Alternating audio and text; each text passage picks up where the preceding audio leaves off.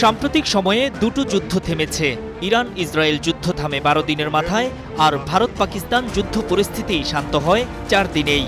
মধ্যপ্রাচ্য ও দক্ষিণ এশিয়ার এই পৃথক যুদ্ধ বন্ধে প্রধান কারিগর ছিলেন মার্কিন প্রেসিডেন্ট ডোনাল্ড ট্রাম্প, এমনটাই দাবি করে আসছেন তিনি নিজেই। কিন্তু এর উল্টো চিত্র ফিলিস্তিনে। 1.5 বছরেরও বেশি সময় ধরে অবরুদ্ধ গাজায় রক্তগঙ্গা বইছেই। এক সপ্তাহের মধ্যেই গাজায় যুদ্ধবিরতি শুরু সম্ভব গত 28 জুন, এমন বক্তব্য দিয়েছিলেন ট্রাম্প। এর 4 দিনের মাথায় আজ আবার জানালেন 60 দিনের যুদ্ধবিরতির জন্য যুক্তরাষ্ট্র একটি প্রস্তাব দিয়েছে ইসরায়েল ও হামাসকে। ট্রাম্পের দাবি, এরই মধ্যে যুদ্ধবিরতিতে রাজি হয়েছে তেল আবিব।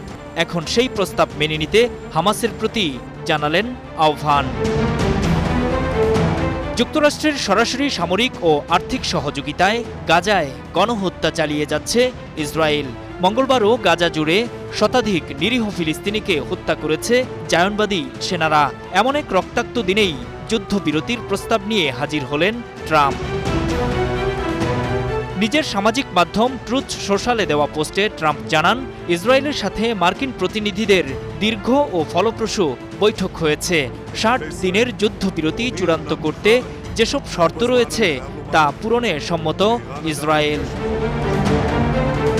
এই 60 দিনের মধ্যে চূড়ান্তভাবে যুদ্ধের অবসান ঘটাতে সব পক্ষের সাথেই কাজ করবে যুক্তরাষ্ট্র, এমনটাও উল্লেখ করেন ট্রাম্প। বলেন, যুদ্ধ শেষ করতে হবে, অন্যথায় পরিস্থিতি আরও খারাপ হবে। মধ্যপ্রাচ্যে শান্তির জন্য হামাস এই চুক্তি গ্রহণ করবে, এই প্রত্যাশাও করেন তিনি। জানান, কাতার ও মিশর বিগত সময়ের মতো এবারও সম্ভাব্য এই যুদ্ধবিরতির চূড়ান্ত প্রস্তাব উত্থাপন করবে। আগামী সপ্তাহে ইসরায়েলি প্রধানমন্ত্রী বেনিয়ামিন নেতানিয়াহুর যুক্তরাষ্ট্র সফরের কথা রয়েছে।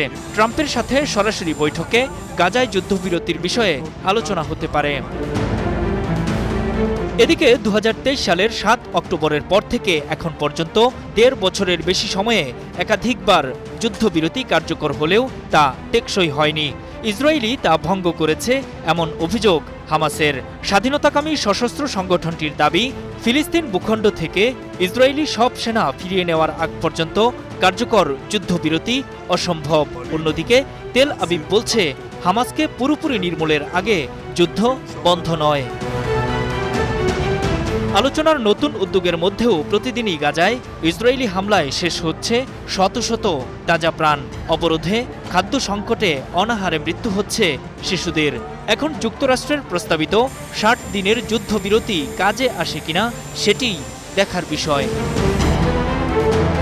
নূর মোহাম্মদ, স্টার নিউজ।